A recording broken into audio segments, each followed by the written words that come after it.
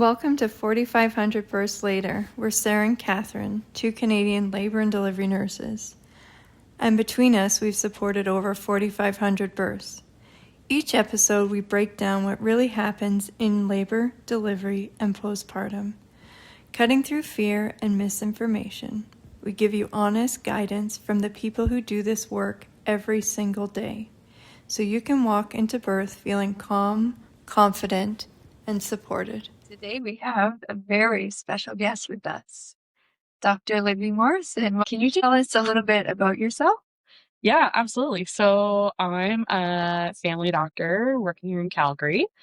I have a teeny tiny family practice, and then the rest of the time I'm doing L&D at both Rocky View and High River hospitals. I did all my training in Nova Scotia. I'm from Cape Breton originally, and then went to Dal for med school and residency, and then moved out here about 2 years ago, where it's just been like a very warm welcome and a great place to start my practice. So, Sarah and I love working with you.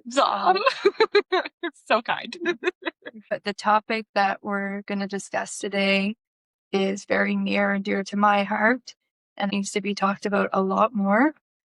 If you kind of want to introduce what you're going to be talking about. Yeah, absolutely. So, I just wanted to, open up a bit of a conversation around like mental health in both the prenatal and postpartum period. In talking to my friends that are, either pregnant or new moms, they really were grappling with a lot of like prenatal and postpartum anxiety, and they felt like that was something really important to talk about. My entire life, I've had baseline anxiety, didn't want to admit to it.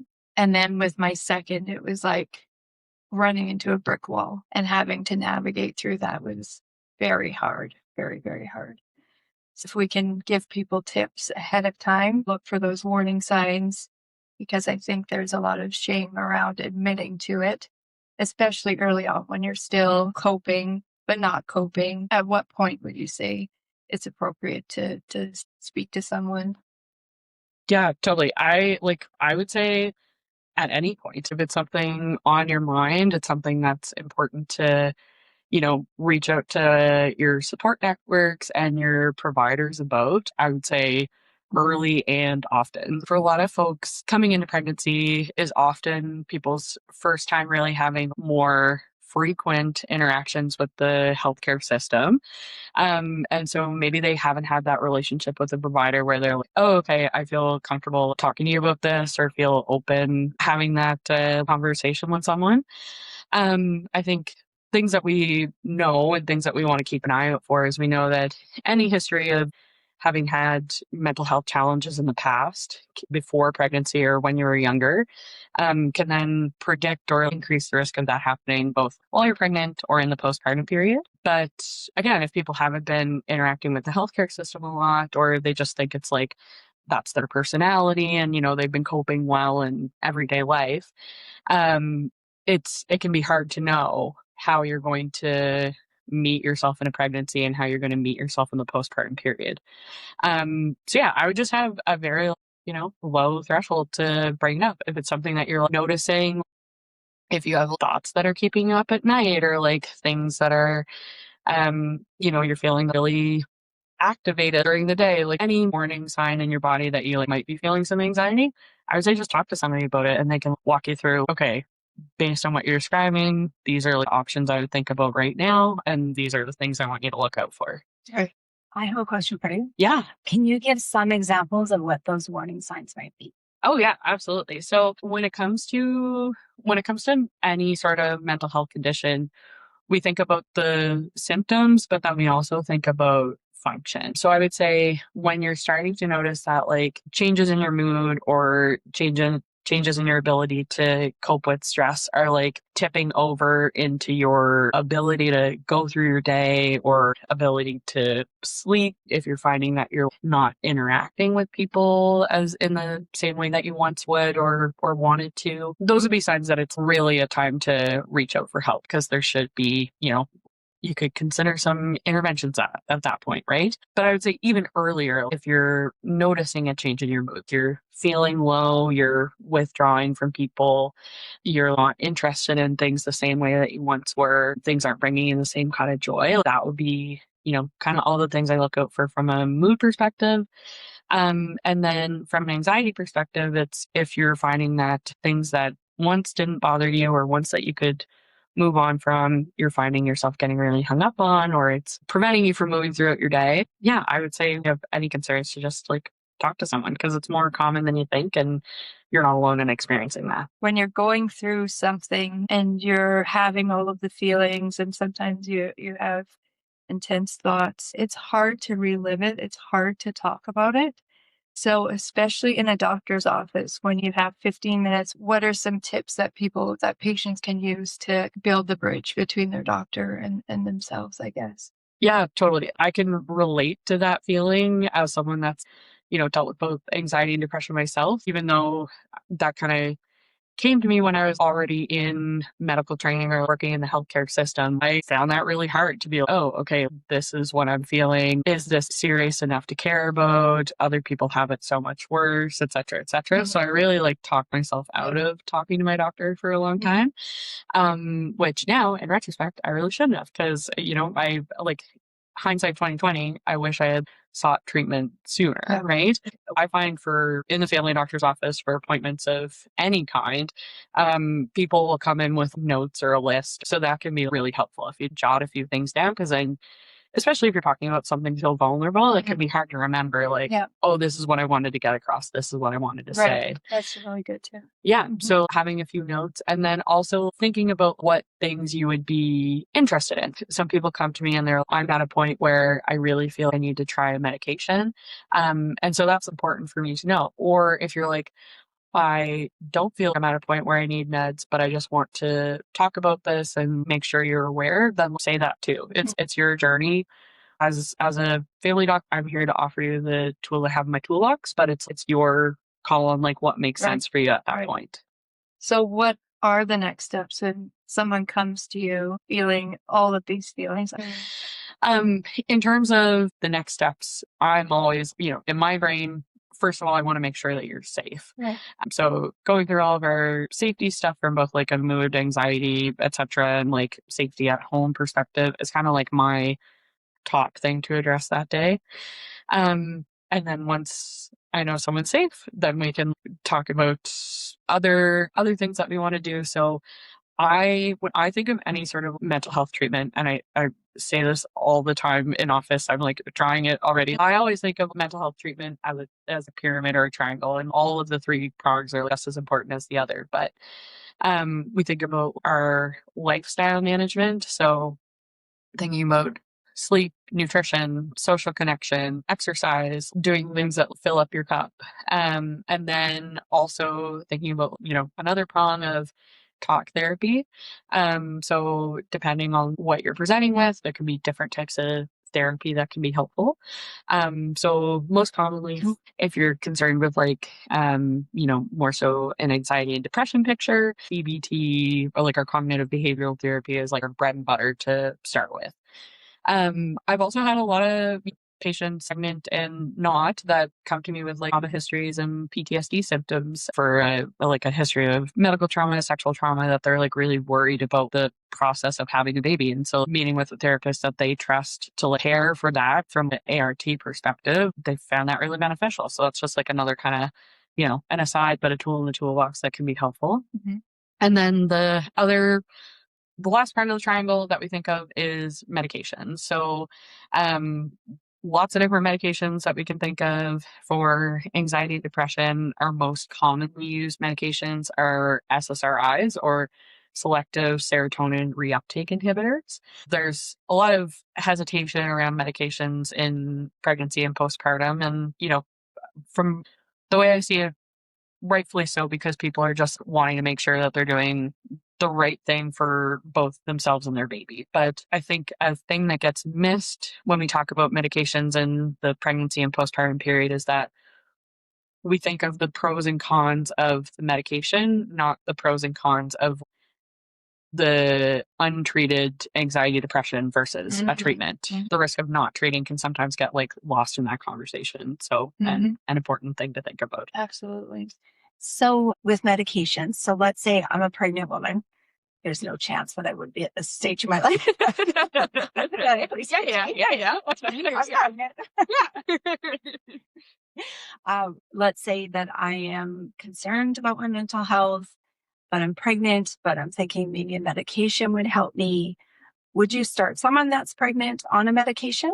Oh, totally. Yeah. So there's been lots of situations where people come to me with either a mental health history of anxiety, depression, or other mental health conditions, and they are coming to me in pregnancy, and either they had been on treatment previously and found it helpful, but then were feeling better, stopped it, which is not an uncommon story. But then, the stresses, excitement, all the changes that come with pregnancy, then they can start to have more of those either mood or anxiety symptoms. And so, yeah, that's definitely a conversation where we would talk about the pros, cons of a med, or if we wanted to think about the other points of the triangle first, and all in their context of what their function is, how they're doing, what their beliefs, thoughts, values about like meds and pregnancy.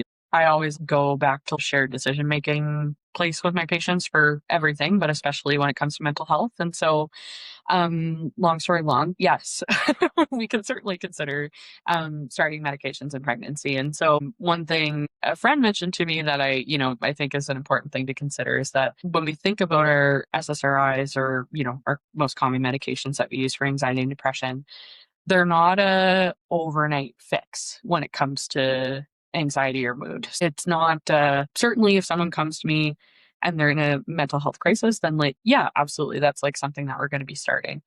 But you don't have to wait to get to that point. Or if you're someone that's like really worried about how your mood or anxiety is going to be in the postpartum period, then yeah, you could consider starting something in pregnancy. So then that's on board for the postpartum period, instead of starting from square one postpartum. So, Now, what about the baby? Do yeah, medications affect the baby? yeah, great question. So, with medications in pregnancy, we can't do randomized controlled trials in pregnancy with lots of different medications. That would not be ethical. But we do have a lot of retrospective data to say, okay, we look at these medications, and like when oodles and oodles of people and babies that have been exposed to them, and these babies do well, right? So, like I said, we can't assign you take this med, you don't take this med, and then study from that way. But when we look at these big groups of data and then look backwards, there doesn't tend to be a huge amount of risks that we see. And then again, weighing that against the risk of untreated anxiety and depression, right? As always, talk to your provider. Is this a med that I should stay on, or should we consider switching to something else? I know lots of folks that have continued meds in pregnancy or started meds in pregnancy, and that was the right fit for them. To go back for a minute to the lifestyle, Yeah, because mom's totally. baseline without zero anxiety. Yeah, Baby, things shift, things come out. How important it is to stress to new moms yeah, to prepare for that. totally. So, okay, what are things in your life that you can take out? So for me, one of them was cleaning the house, Totally. the toilets, Yeah. the shower, the speckles on the shower. That was one of the things that's in my brain. Yep. If that wasn't done, that gave me anxiety. Yeah. So I have a housekeeper, Perfect. and I will get rid of my husband before I get rid of her. That's how important she is in my well-being. I love that. Yeah, sorry. Slash. As with anything, first, know thyself. What do you do to fill up your cup? What self care pieces are important? So, like going to the gym, staying connected with friends, that, like, good nutrition, staying hydrated, like those are things that like make me mentally feel well. And so for people that are like, thinking about becoming pregnant, maintain that like during your pregnancy and fostering that in the postpartum period, and tapping into your support system as well to be able to do those things is really, really important. Yeah. Just to touch on like from an exercise piece, I've also met people in pregnancy or postpartum that they're like, I used to do all of these activities and then I got really nervous about doing it in my pregnancy and then I just stopped. And then that, that way that they were coping is now gone. And then, yeah, they can notice some changes in their mental health because of that. And so our kind of approach from exercise in pregnancy, or what I tell patients, is that your body typically tolerates what you were doing pre-pregnancy during a pregnancy. If you were not running marathons or doing, intense deadlifts or squats, probably don't pick up something like new that's really intense, like while you're pregnant. That's maybe not your best journey. Whatever activities like felt good moving your body with before and you wanted to continue, give it a try and just listen to your body. Your body will tell you if it's too much, and then you can say, okay, next time I'm going to back off. Maybe that was a little too much. But being able to maintain that is healthy for you, healthy for baby, good for your mental health, et cetera, et cetera. So that's my exercise soapbox. I really appreciate you saying that, because a big reason why Catherine and I are doing what we're doing with the podcast is we've noticed such an increase in baseline anxiety with patients coming in having babies. But I think that exercise piece is so important, because I think that's your first line of defense. Totally. Right? Yeah. Just to keep you centered and in your body. Absolutely. Okay. And then the other thing is connection, right? 100%. Yeah. And maintaining your support system in a way that makes sense, we know is so helpful from a mental health perspective. That looks different for everybody and is certainly going to look different in a pregnancy and a postpartum period. Looping in those people for support and knowing who you can count on. And so, yeah, staying connected. It's really good for your mental health. Please do it. I think that is easier said than done. I think a lot of it is you don't speak to a lot of people about it because that's not the best version of yourself, and especially when you're a mom, because Totally. the bloody images that are on Pinterest and this perfection of motherhood, and you are just at your absolute worst. To speak that, Yeah.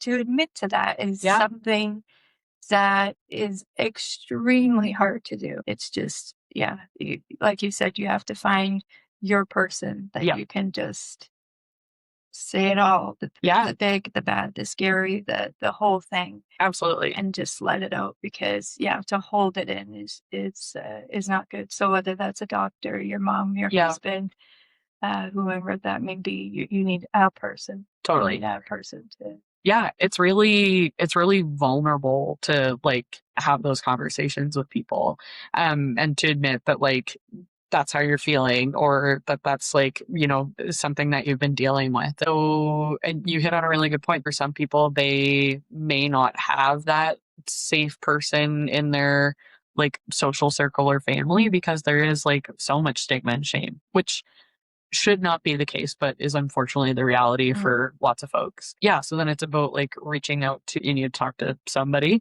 and who that's going to be is going to look different for everybody. Some people find it like really helpful for it to be like a therapist, or like a removed third neutral party that you don't have to just like see at family dinner or like, see in other settings. So whatever that looks like, but talking in some way, shape, or form when you're connecting with people. It doesn't have to be your mental health or your anxiety or what you're dealing with. Staying socially connected. Absolutely. When you're in a place where you're not feeling your best and you're feeling unwell, way easier said than done. This is why we're doing this. Exactly. To Yeah. help people. There is no shame. Absolutely. So to take a minute and to say that you matter, because if you're not well, nobody else is well. So No, exactly. I think putting women first and making that something that we say out loud, that it's okay to be selfish and be a mom. Yeah.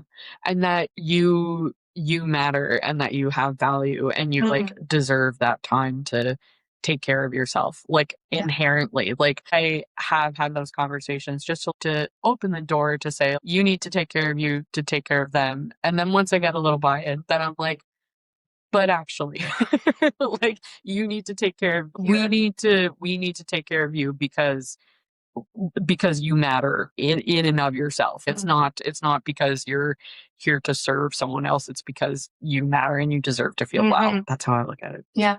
Just like on the airplane. Yes. Say back to my flight attendant days. To don Give it your to own us. mask before assisting others. Totally. That was a good little bit on a Schitt's Creek episode. Oh, Rest in really? peace, Catherine O'Hara. Yeah. One of our beautiful like mother roles in so many ways. We're so socialized to strive for that perfection and that kind of image, and then you're opening up social media and it's, oh wow, another beautiful photo shoot or someone's perfectly curated home. And because people aren't well, I mean, some people are, but like I would say like the vast majority of people are, only sharing or discussing their highlight reel and not like, the everything that's happening. Or if you scan away from the perfectly curated part of your home, that there's a whole stack of dishes. I think residency really beat the perfectionism out of me because it was definitely something that I had struggled with in the past as well. And that it's, but like I often find in talking to patients that can get in the way of lifestyle change or showing up for yourself with any sort of behavior change, because people think if I'm not journaling for an hour or I'm not meditating for an hour and on a retreat somewhere, then what's the point? And it's, well, no, actually, if you just work, like a 5-minute walk is better than no walk, or adding some veg is better than no veg. So it's just perfectionism is needs to die. Yeah. It really does. So, I'm thinking again about setting women up for success. Yes. So we have mental health, and then we have there's just underlying anxiety in the world right now, right? A lot of things are uncertain. You mentioned sleep. Yep. So sleep being a big priority. Yeah. Right? And that's part of taking care of yourself so that you can take care of others. Yes. Unborn baby or a baby that's out in the world. Would it be helpful for people to be tracking that? Sleep trackers can be kind of unreliable. And then I often find that people get more fixated on numbers rather than the actual sleep. So I would say I just go based on how you're feeling. And if are you feeling energized or not? And then after that, we can dig into, is it a sleep schedule issue? Is it I fall asleep and then I'm waking up? Is it sleep apnea rearing its head? In the postpartum period, the feeding comes into the mix as well, right? How often are we feeding? Is this feeding plan making sense for us? How's your baby gaining? Sleep is really tough because there's 8 million different variables. Between 6 to 8 hours a night, obviously that's very impossible in the postpartum window, especially immediately postpartum. There's a really great website I always send patients to. It's called mysleepwell.ca, brought to you by the lovely pharmacy department at Dalhousie. I've written it down 8 million times in my 2 years of practice thus far.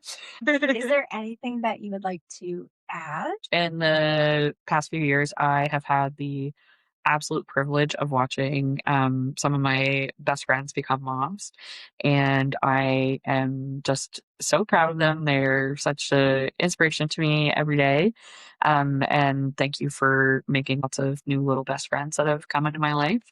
And yeah, I just want to give a shout out to them because I love them a lot and I'm really proud. Oh, that's so awesome.